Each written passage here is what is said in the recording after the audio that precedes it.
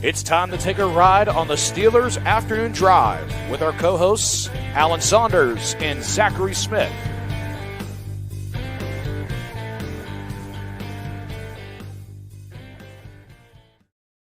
Welcome into another Steelers Afternoon Drive. I'm Zachary Smith. That is Alan Saunders. Alan, are you feeling good on a Feel Good Friday? I'm not, honestly. I kind of woke up in a fog today that I haven't been able to get out of, and I don't really know why. I actually slept for 9 hours last night, and I always feel like when that happens, I don't know. I'm like, how'd you manage that? Fell asleep with the laptop open, as one does. Just things occurred. Yeah. Okay. Woke up at 8:05, like, what's going on?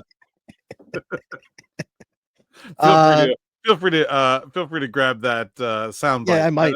That'll be useful later, I'm sure. And the screen grab as well that might actually be the picture that I use on the thumbnail for the episode.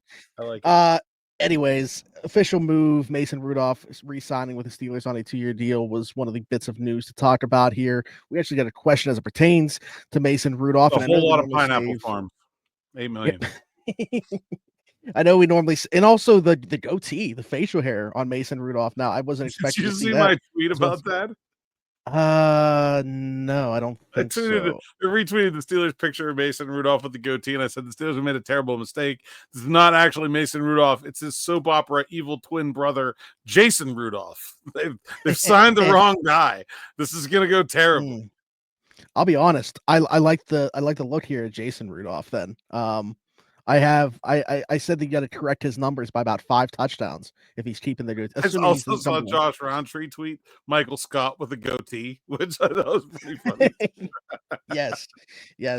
But anyways, we'll see. TBD if this goatee is going to have superpowers for Mason Rudolph. But honestly, I normally like to save the questions until the end, but this one plays right into this right here. Somebody DM'd you on Twitter and said, what do you think Mason Rudolph would look like as QB1 full off season, kind of centered around him being the guy? I brought up yesterday potentially the best weapons that he will have also had during his Steelers tenure, or even obviously last year with the Tennessee Titans. So what could that look like, assuming that he would be QB1?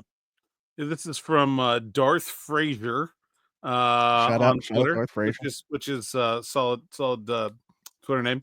Yeah, I think. Look, I don't think we really know the answer to that question for sure, but we can look at last year in Tennessee and the 3 games he played with the Steelers and kind of shove them all together and have a pretty good idea. I understand that neither of those were within the circumstances that are being described here, that the whole offense is going to be designed around him, but was a Kenny Pickett designed offense that different than a Mason Rudolph designed offense? Was a Will Levis designed offense that different than a Mason Rudolph designed offense? I'm not saying this to be taken as offensive, but he has a fairly generic quarterback skill set. There's not there's things that Mason Rudolph does that you would have to change your offense to really get the most out of him. That's why he's a really valuable backup quarterback, because I kind of think he fits.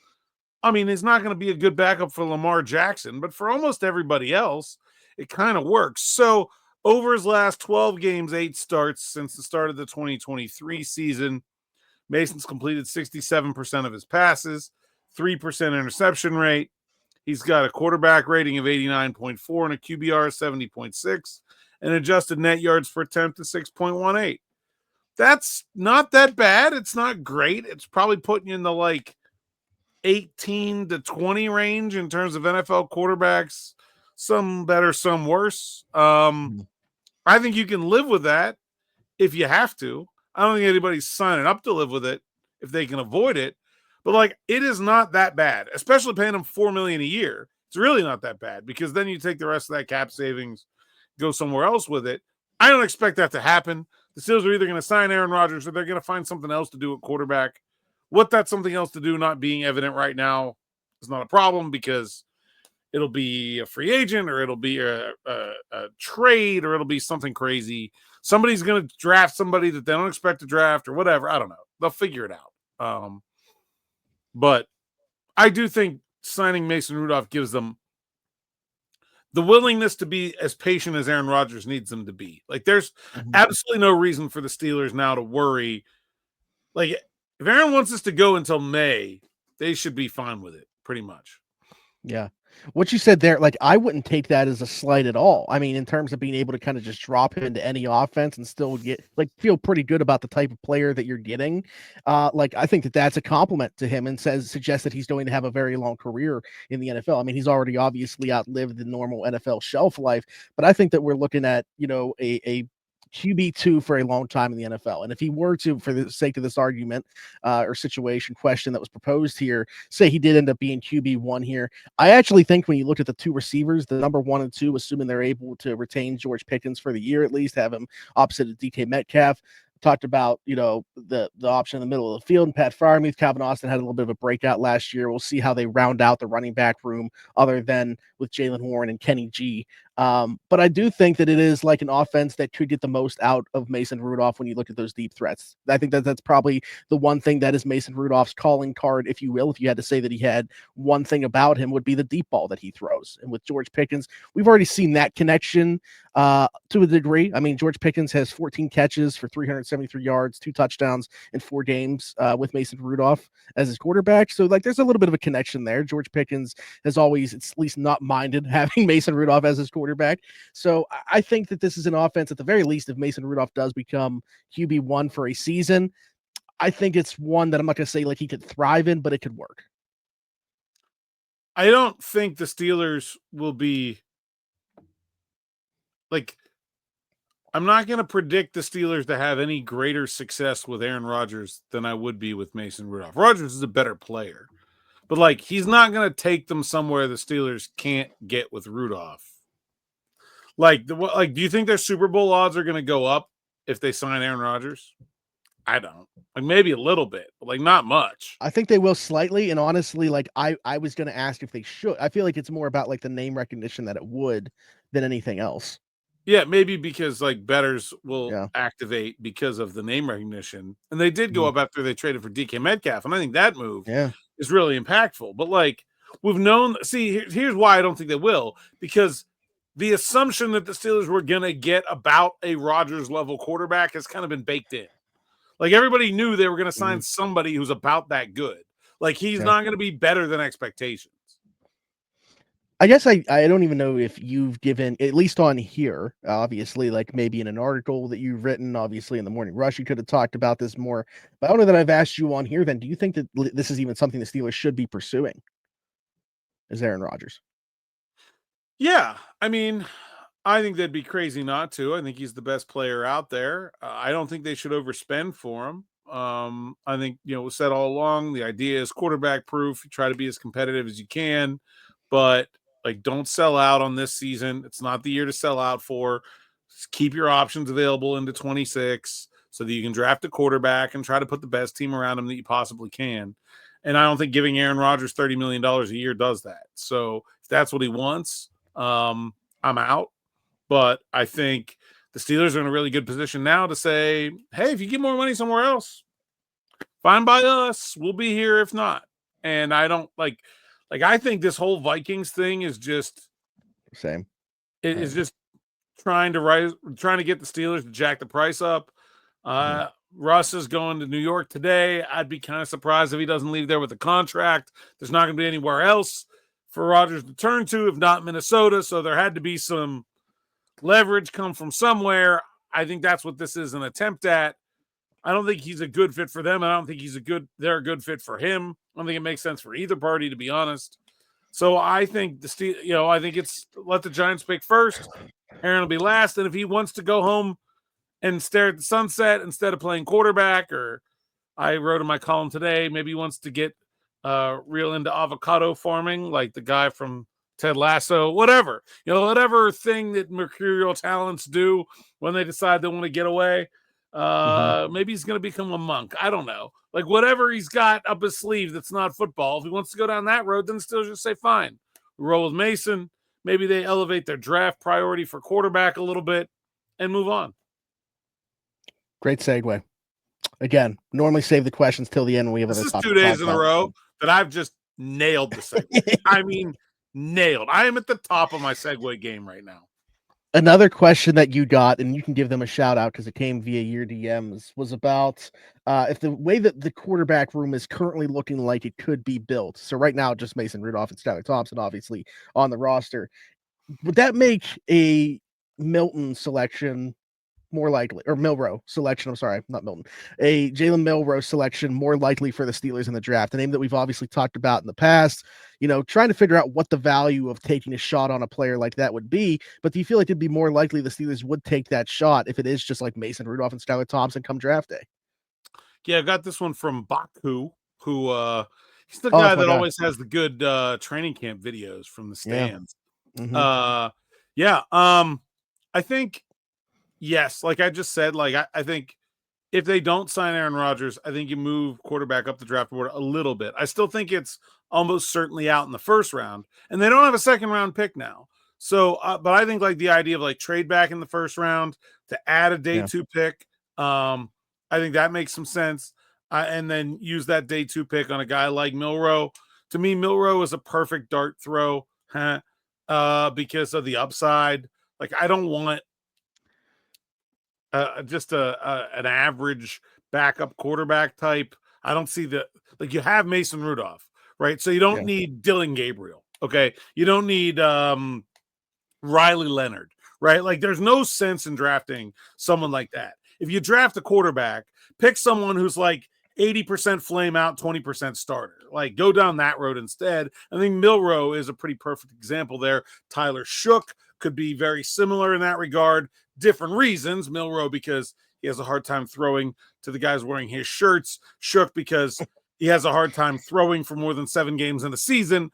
But one of those guys with some upside, Quinn Ewers, okay, 5-star prospect, all the talent in the world, hasn't quite been able to figure out how to put it all together on the field, might have been dealing with a bunch of injuries this year. Like, to me, that's a guy with some upside still, as opposed to, some of those other names I gave. So, not a Jackson Dart fan at all. Don't see the upside there.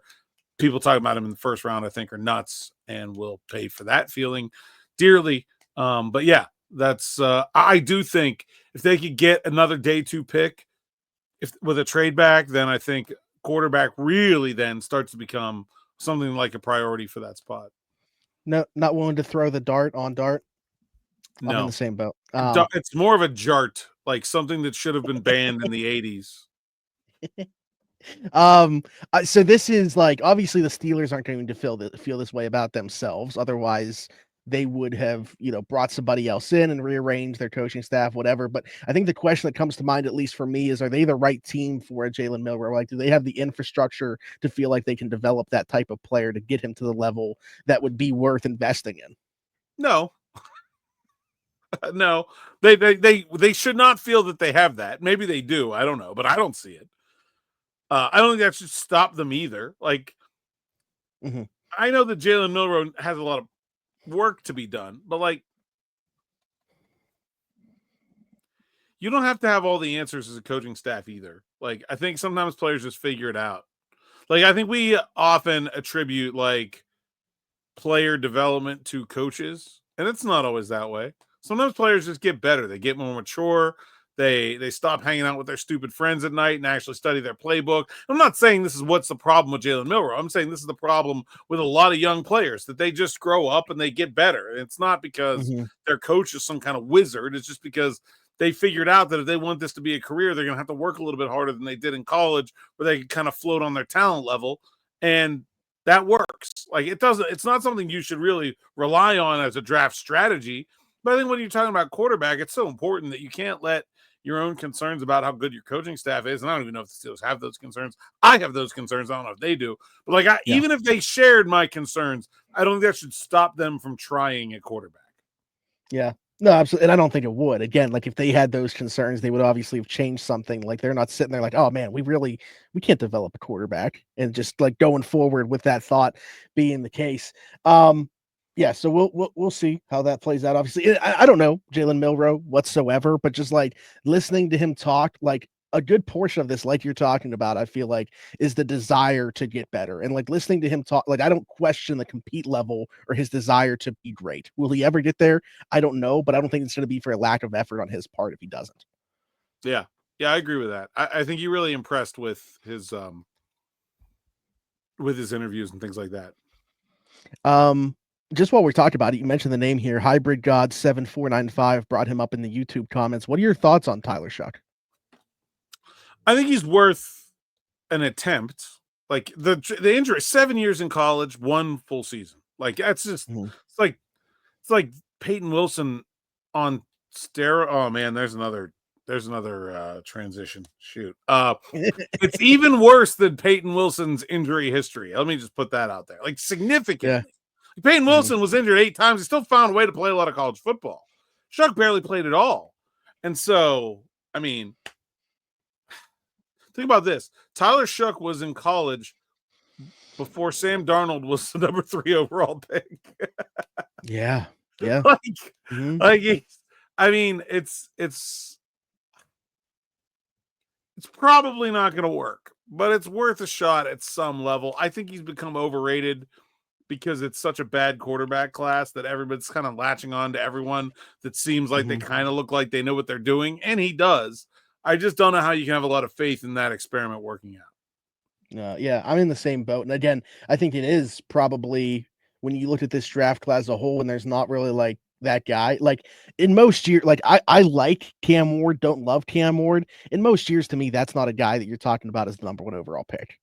And like, I just think that that's probably a case of where this quarterback class is as a whole. And he's the only one that I would feel good about taking in the first round.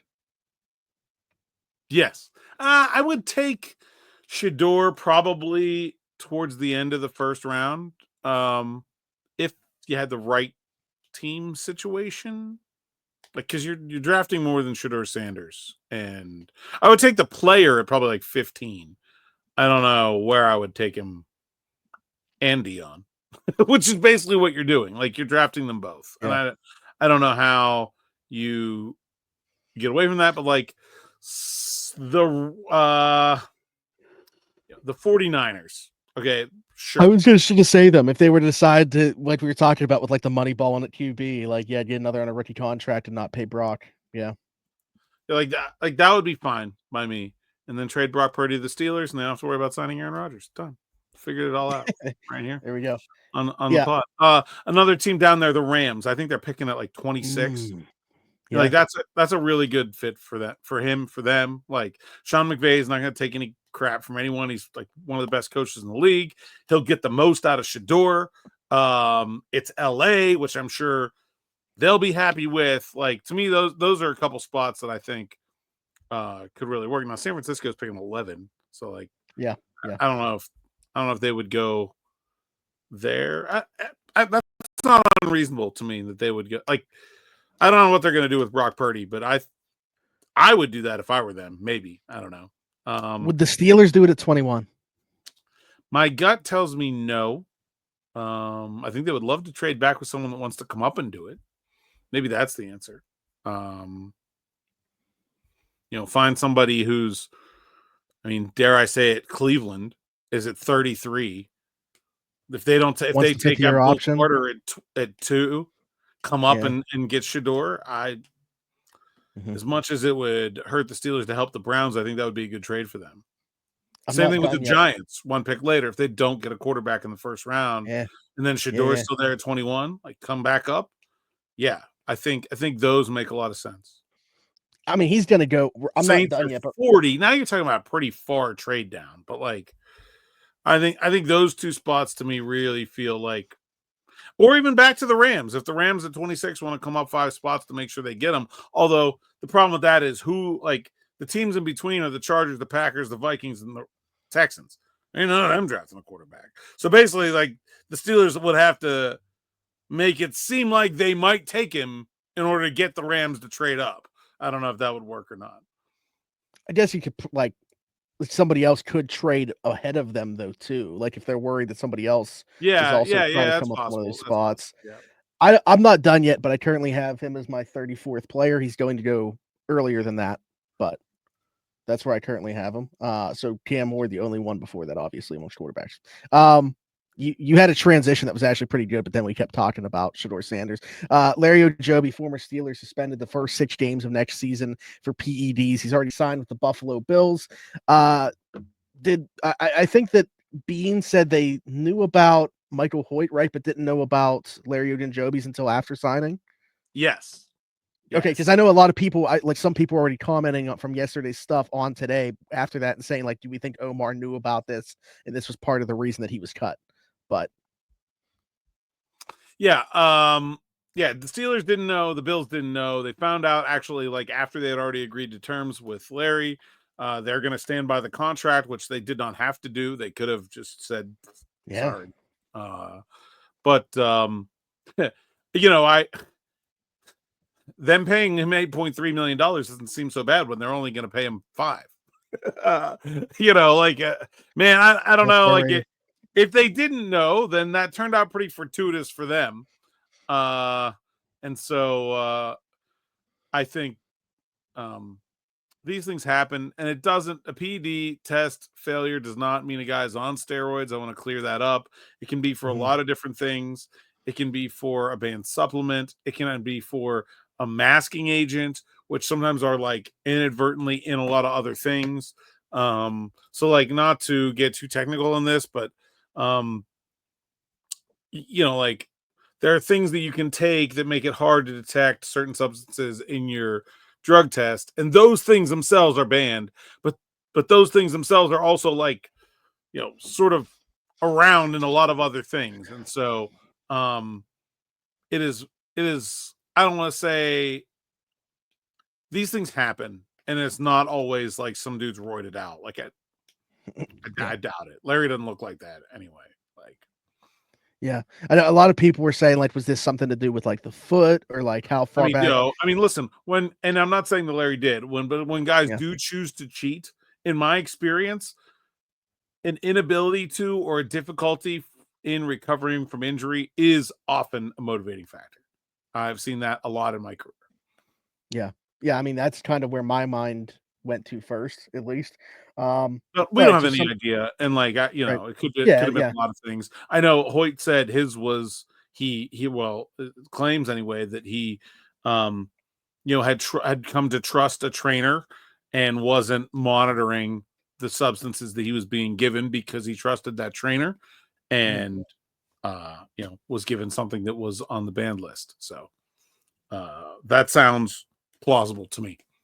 Yeah, absolutely. Somebody that was on the roster last year, no longer in Larry Ogunjobi, but somebody that was on the roster last year and will be new 2-year contract, 2 years for Ben Skowronek. That just came out today. We weren't sure if it was just 1 or if it was 2. So multi-year deal for Ben Skowronek. Change anything about how you feel about it? Do you think it's definitely worth a 2-year contract for him? Yeah, because of the value on special teams. I'm surprised it took as long to sign him as it did, and 2 years, $4.5 million. So he gets a little bit more than the minimum. He'll get like 2.25 per. Probably get some guarantee in there, which is nice for him. I think he earned it. Yeah, no, I absolutely agree. And again, like you said, I was wondering why it took this long, but then like right in a row, like they knock out the Scotty Miller deal and him like in succession. So it just makes you wonder what the reason. And on the same day that they were introducing all their new guys and stuff. So I guess they were like, hey, let's just take care. Let you in on a little secret here of how the NFL works. All right. So stories get broken by national news reporters because their agents want that news out, not the teams, the agents. Yeah. And the agents know that news brings attention to them and their clients. So a lot of times the agents hold the signings of guys that aren't as important back to a time where they know they will stand out a little bit more, whether that's later at night, over the weekend, or a couple days later. If I'm an agent and I'm representing, give me a Pro Bowl caliber NFL player, Jackson Smith and Jigba, and I'm also representing Scotty Miller, and Jackson Smith and Jigba is going to sign a new contract today. I'm not telling anybody that Scotty Miller also signed a new contract today for like 48 hours. So a lot of times that's the way those things go. Fair. That's very fair. All right. So there we go. While that was taking place, Mike Tomlin at Clemson's Pro Day. I think this is interesting as we're now in that season where we're monitoring where people are. Let's talk about Mike Tomlin real quick. So we always talk about he does Georgia and Clemson Pro Day. They're back to back. They're 2 days apart. And Georgia is obviously in Athens, Georgia, which is just to the east of Atlanta, and Clemson is in South Carolina, which is like an hour flight, maybe not even an hour flight from Athens. Was it Georgia's Pro Day? Flew back to Pittsburgh to do Slay and DK's press conferences yesterday, and then flew back to Clemson today. Yeah. So, I mean, putting on the miles there, Mike T. He loves this, though. I mean, listen to this is the stuff that he enjoys. It is absolutely the stuff that he enjoys. I just want to point out the extra mile there. He went. I mean, he doesn't need to be there for those. I mean, they did have a juice check-in on a visit, so I guess he probably wanted to be there for that. But yeah, and let's spin this a little bit, like talking about the Aaron Rodgers stuff. Omar hosting free agent visits. Mike T here now at Pro Day. They have some draft visitors today as well. Doesn't seem like the Steelers are waiting by the phone, doing nothing, waiting on it. Like that they're not like, oh my God, what's gonna happen if Aaron doesn't? Like they're just going about their business. Like it doesn't seem like they're like it almost feels like they're trying to show how little they're worried about what's happening with Aaron Rodgers. Well, they got an organization to run. They can't put everything on pause to wait for one guy. Then again, like you said, how much is he moving the needle for them in 25? And honestly, I think it's definitely not a coincidence that they are hosting free agent visitors, signing their guys to contracts, doing press conferences, going to pro days, all. Not that they don't always do this stuff and not that they aren't always busy, but it feels like some message sending there. Like it's business as usual for the Steelers. They are not going out of their way to be worried about what happens with Aaron Rodgers. With Mike Tomlin being at Clemson's Pro Day, who should we be on the lookout in terms of that? Who could they be getting their eyes on there? Well, Phil Maffa, the running back, I think is the one guy that probably first and foremost stands out to me. I think he's a definite potential player for them.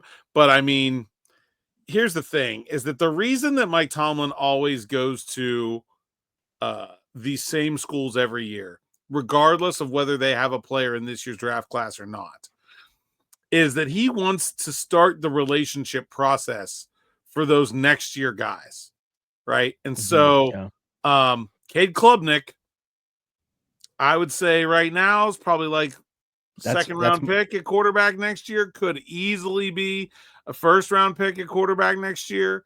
I think there's definitely some of that there as well, but I really like Phil Maffa, and I think he's a real fit for the Steelers at running back. The rest of the Clemson draft class is kind of underwhelming. And honestly, Jake Briningstool, the tight end, I thought was really good at Senior Bowl. I don't know that they're going to draft a tight end, but especially if they're talking about signing Juszczyk, I think that would kind of, between him and Parham, kind of take them out of that market. But I think those are the two guys to me that stand out. They have a linebacker, Barrett Carter, who's probably like the highest rated player, but like I got a hard time seeing the Steelers draft a linebacker that early. I liked him more last year before he went back to school, to be honest. But Maffa's like 6'1", 220 something, probably. He's your third and one guy, man. I mean, it's pretty clear what he is. He's the bully. Yeah. When you look at the room right now with two guys that are 5'8" and 5'9", not to be heightist. As a short guy myself, that would be very ill-advised of you to be hiding. But anyway, so we'll see what to make of that. And then you mentioned the top 30 visits as well for you today. Yaya Black, Dylan Sampson, Savion Williams. Speaking of running backs, Dylan Sampson a running back, Savion Williams maybe running back or wide receiver. And then we'll even throw Baishal Tootin, who is one of my favorite players and one of my favorite fits for the Steelers in this draft class as well, within there, who will be coming on a top 30 visit. What do we make of those guys? Savion Williams is very interesting. Steelers need wide receiver depth. He's like another big guy, ex wide receiver, 6'5", but he's more like Cordell Patterson than he is like George Pickens. I mean, he's basically like a second Debo. It's like huge. They worked him on a running back at the combine. He's also a kick returner. I love the fit for them. Maybe in the third round, if they want to go that route. I do like Sampson is another bigger running back. I think he'll probably be a second round pick. Don't know if they'll be able to get to him. Tootin, I love. Is still like, I think his stock is way low, like 4th, 5th round. I see in most mocks. I would take him there easily. And Yahya Black, guy really impressed me at the combine and the Senior Bowl. Senior Bowl, he got into a fight with Wyatt Milam, which was awesome because I loved the fire and just like I'm not going to take your crap. And then I went and talked to him at the combine. I didn't get to talk to him at the Senior Bowl. He was on my list, but like he's probably like a day 3 pick, and you can only talk to so many guys in 3 days. So I kind of was like, oh, maybe I'll circle back to him at the combine. Then when I circled back to him at the combine, he was just like super intelligent, articulate, really well spoken. I'm like, aren't you the dude that was in a fight on the first day of the Senior Bowl? Why are you like quoting poetry to me right now? Like, what are you, man? So he was a really interesting prospect to me. I think it's day 3. They want to double dip at D tackle. He's definitely on my list. A really big dude. I'm not sure exactly what he weighed in at the combine, but I mean, I stood next to him and I felt small, and that is not generally the state of affairs for this guy. Yeah. Not to be sizist.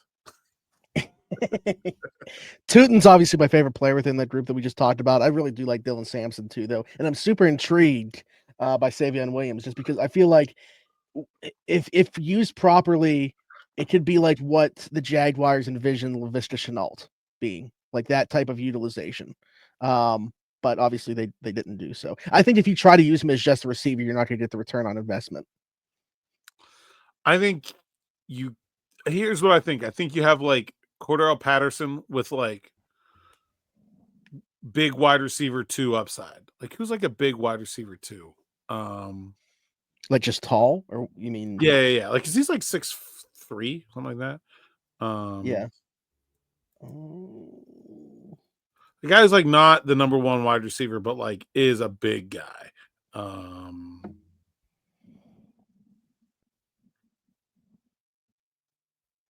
Zay Jones.